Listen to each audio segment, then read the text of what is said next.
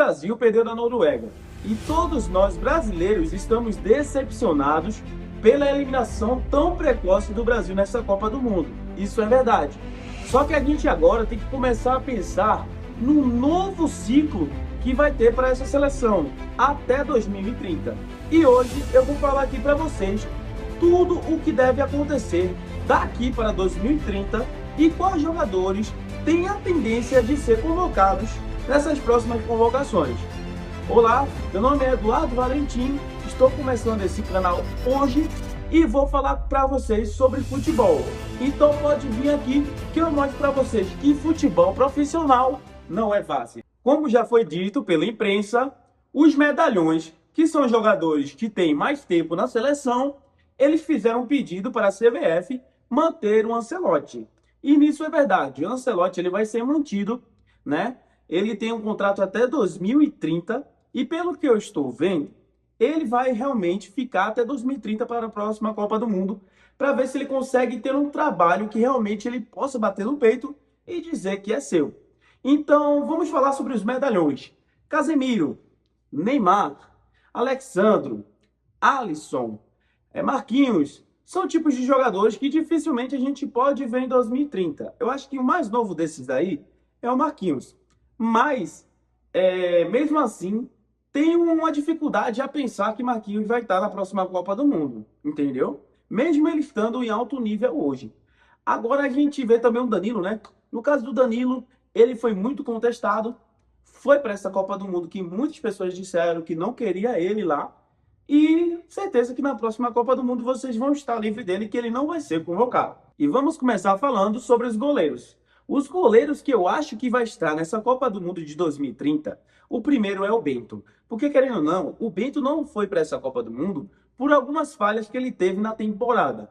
Porém, ele já veio sendo goleiro que vem sendo convocado em algumas convocações anteriores dessa Copa do Mundo.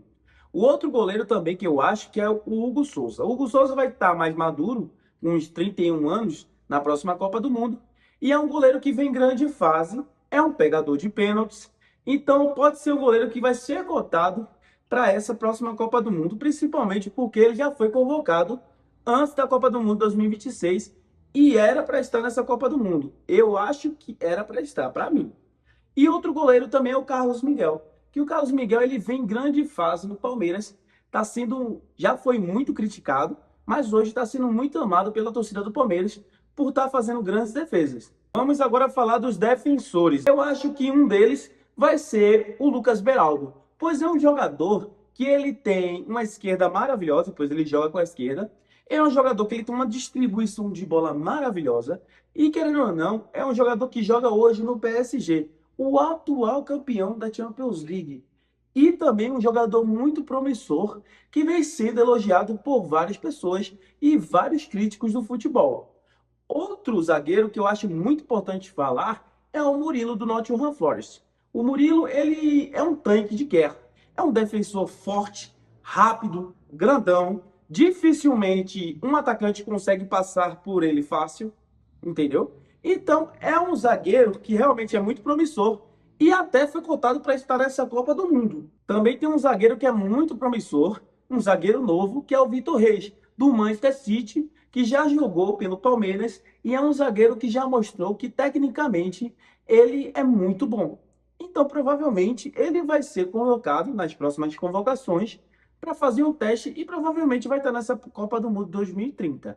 Também tem o lateral Wanderson. O lateral Wanderson do Mônaco é um lateral direito que ele traz muita segurança para o time e vem realmente em alto nível e provavelmente ele vai estar nessa próxima Copa do Mundo. Outro cara que eu digo é o Wesley, né? O Wesley ele saiu lesionado nessa Copa do Mundo, como todo mundo viu, mas é um lateral muito bom que vários times grandes, né, da Europa estão querendo contratar ele. Então já mostra que provavelmente ele vai estar em outro time grande na Europa, pois hoje ele joga pelo Roma, e provavelmente ele vai estar na próxima Copa do Mundo 2030. Outro cara que é muito importante salientar é o lateral esquerdo, Kaique Bruno. É um lateral muito bom que está jogando pelo Como e realmente vem em um alto nível, em uma grande temporada. Outro cara que eu posso salientar para você é o Juba. O Juba, ele é um lateral maravilhoso, que eu acho que ele merece mais oportunidades, porque tem vezes que tem um certo preconceito sobre jogador que joga no Brasil. Vamos falar sobre o meio-campo, porque o meio-campo, ele é a parte, vamos dizer, que a gente sentiu mais vulnerabilidade do Brasil, né? Mais dificuldade. Então, o meio-campo, a gente pode falar que o Bruno Guimarães e o Paquetá provavelmente estarão nessa próxima Copa do Mundo, pois eles já foram para essa. Realmente, eu acho que o Bruno Guimarães, ele jogou uma boa Copa do Mundo, o Paquetá também fez uma boa Copa do Mundo, e muita gente até falou mal, mas eu acho que ele fez uma boa Copa do Mundo, e provavelmente vão estar em 2030, tá? Tem o André e tem o João Gomes.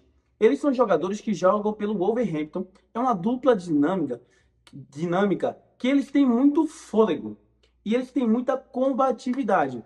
Então, provavelmente, eles vão estar nessa próxima Copa do Mundo, pois é uma coisa que faltou contra o Brasil e Noruega. Também podemos falar sobre o Andrés Santos, que é do Chelsea, que para mim era um jogador que devia estar nessa Copa do Mundo, pois tem uma grande qualidade no meio-campo e realmente é um meio-campo que eu digo a você, vai ser de alto nível em 2030.